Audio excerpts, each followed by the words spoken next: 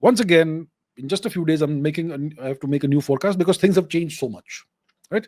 So let's do another set of forecasts for the next 7 to 90 days. What is, in my opinion, the most likely scenario, which is scenario A?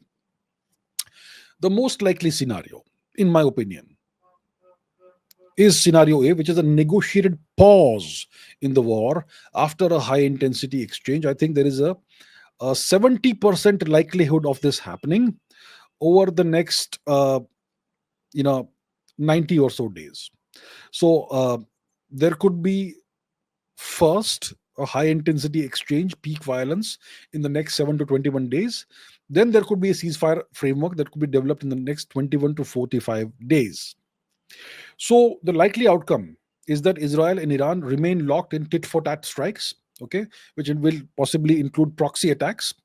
This may happen for another 2 or 3 weeks, and then there could be possibly a Qatar backed uh, offer of ceasefire, or maybe Oman backed offer of ceasefire, right? And this could lead to a cessation of hostilities, and the bigger political issues are deferred for later. And if this happens, then the conflict will simmer down for a while, but it will leave behind a brittle Cold War, and sanctions will be tightened on Iran, and energy prices will be significantly higher. Right? So the assumption is that both nations, Iran as well as Israel, will recognize that the escalation is not sustainable. The escalation costs are not sustainable, and both nations will seek a face-saving exit.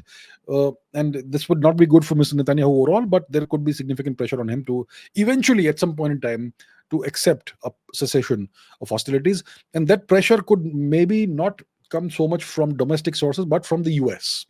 Right? So maybe most likely the US will prefer an off ramp. Mr. Trump needs a victory, but not a political, not a military victory. He wants a diplomatic victory. Mr. Trump has been complaining very vocally, very vociferously about not having received a Nobel Peace Prize. So if he can achieve a cessation of hostilities diplomatically, and that sort of thing, then that could bolster his chances for a Nobel Peace Prize potentially, right? So maybe Washington prefers an off ramp that avoids a new regional war and possibly nuclear activities, right? And obviously, if you look at the Gulf region, the various monarchies in the Gulf region, they will prefer peace. They will prefer a stable neighborhood. So they may exert a strong economic leverage to protect the shipping lanes and prevent a wider outbreak of the war. So I think scenario A, um, a negotiated pause of the war after high intensity exchanges, that is the most likely scenario. 70% likelihood over the next 45 or so days. And yeah, we've had historical precedents for that, right? Now the question is, how do I come up with these numbers, right? How do I come up with the percentage, and how do I come up with the timeline?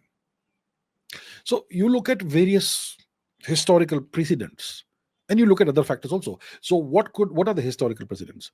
So you may remember there was the assassination of General Soleimani, Qasem Soleimani, by the Americans in January 2020, just a few weeks or days before Mr. Trump uh, lost power, right?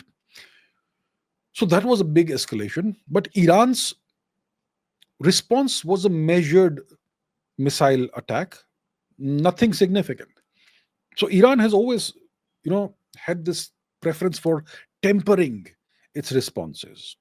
So which would indicate that Iran may be amenable to getting an off ramp and going for a ceasefire. Um, and then we have other historical precedents. There have been multiple truces between Israel and Hamas, mediated by Qatar between 2014 and 2021. And even the 2006 Israel Hezbollah war, it ended in a UN Security Council brokered ceasefire.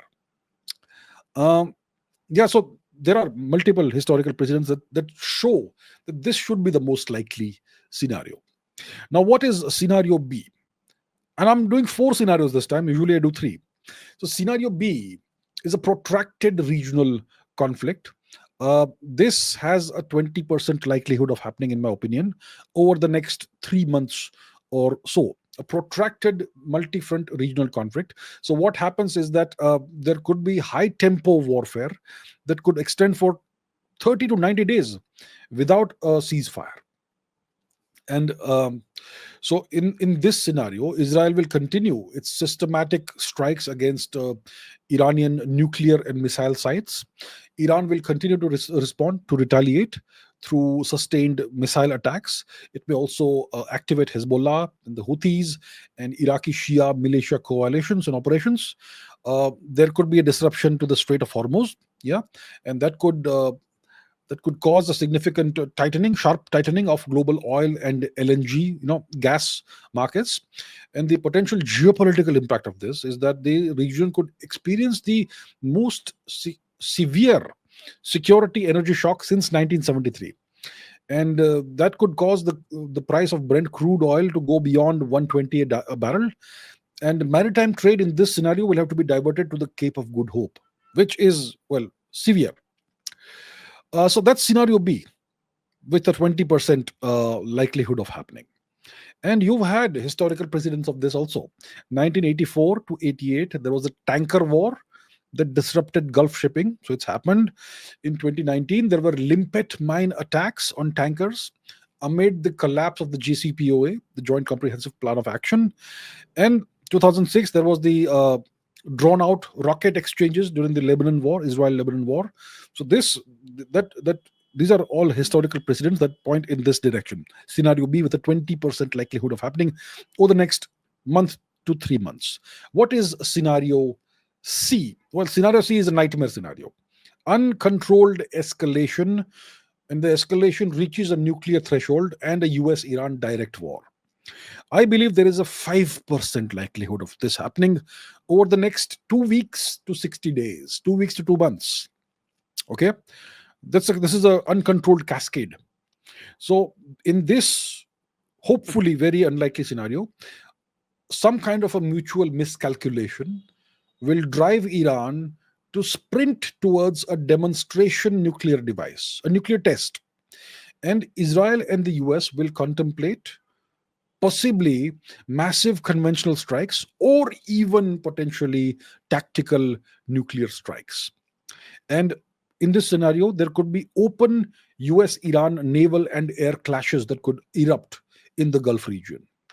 And the potential geopolitical impact of this disaster is that this would be the first open great power regional conflict, great power against regional power war of the 21st century.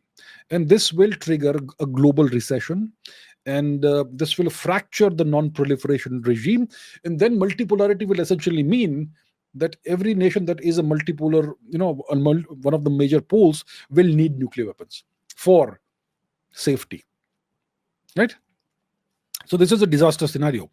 And thankfully, it has, in my opinion, it has a 5% chance of happening in the next couple of months. But it's a very, very scary scenario. And then what is scenario D? There is one more scenario. Scenario D, again, has a 5% likelihood of happening, in my opinion, over the next 3 months or so. And this is a rapid de-escalation via a grand bargain. So we have seen this big shock. The US got involved directly. The US intervened directly against Iran. And there could be potentially significant but incomplete damage to Iran's nuclear program. So maybe these things, maybe they convince Iran's leadership that a continued conflict is untenable. And simultaneously, there could be severe economic fallout, maybe globally, maybe regionally, and there will be concerted diplomatic pressure from a coalition of nations like the Gulf nations, maybe Russia, maybe China, maybe the Trump administration. Maybe these nations compel the Trump administration to pivot from a military action to deal making. Maybe there'll be the promise of a Nobel Peace Prize for Mr. Trump. Right? In that case, secret back channels could be activated, maybe mediation from Qatar, maybe from Oman, etc. And this could produce a framework for de-escalation, which could lead to a grand bargain for Iran, where Iran accepts severe and verifiable long-term nuclear restrictions in exchange for security guarantees and sanctions relief.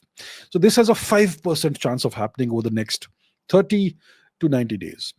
And this would be a Nobel Prize winning move for Mr. Trump if he can achieve that. So Mr. Trump, I would say, has a significant vested interest in getting this to happen, and this is directly in opposition to what Mr. Netanyahu probably wants, which is a complete military victory and complete denuclearization of Iran. Right? So these are the four scenarios that I can think of